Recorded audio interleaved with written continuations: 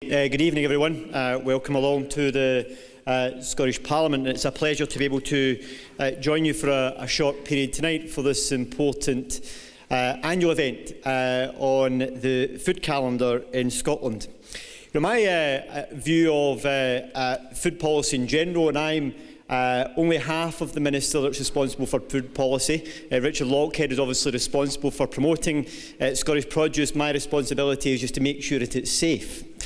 But it's very much a twin-track approach about trying to make sure that we continue to build upon the very significant progress that's been made in recent years in increasing the capacity within the food industry in Scotland itself, both at a domestic and at an international level, while at the same time also making sure that we are producing good quality produce. But sitting alongside that is also the need for us to recognise that in order to help and support people to make the right types of choices in the foodstuffs that they purchase, that we have to work with the industry to look at what they can do to try and help to develop and provide more healthy produce.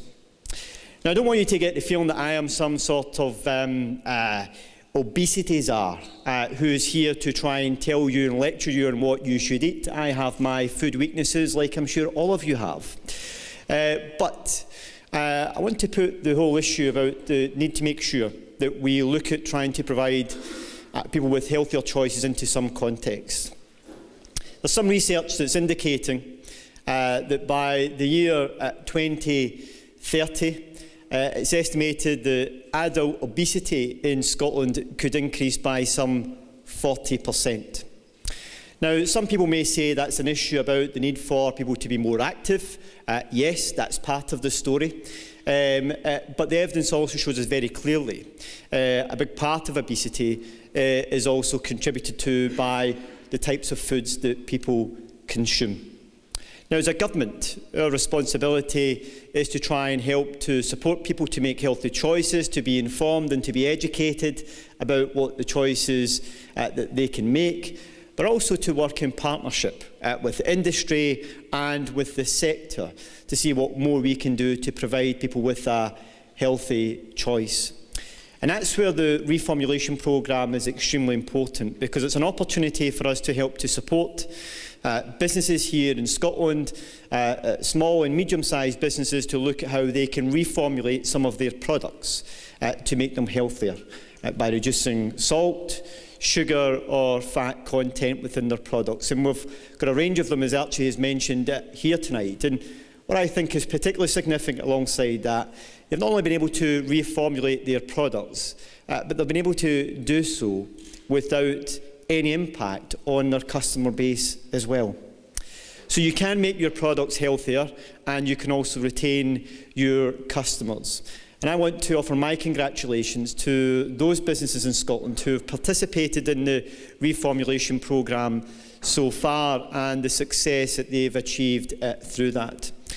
And one of the things that I would hope you would take away from tonight is that there's a real willingness on the part of the Scottish Government to work with you in taking this agenda forward in a constructive way and in partnership with you.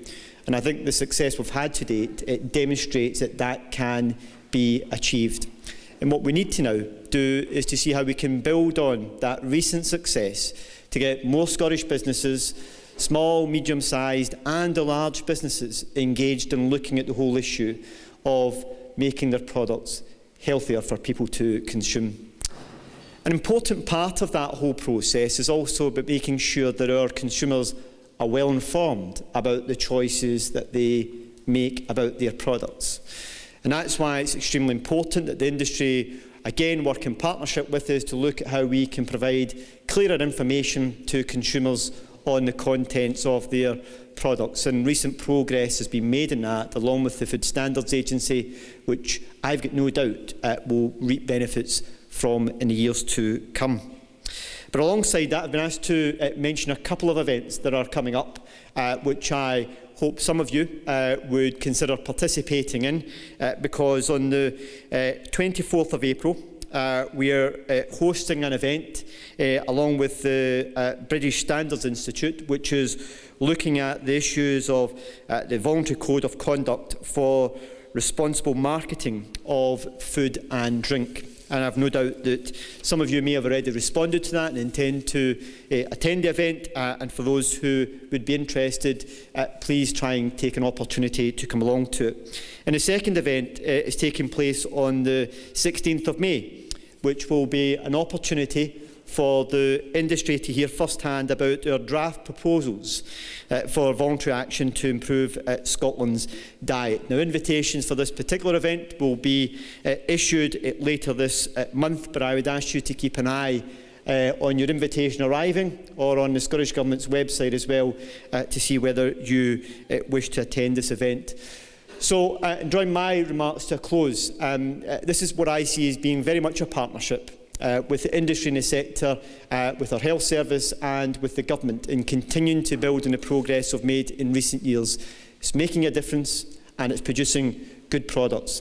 For those of you who have not used the opportunity provided under the reformulation programme, tonight's a good opportunity to hear a bit more about it and to consider whether you want to take some advice and support through that programme.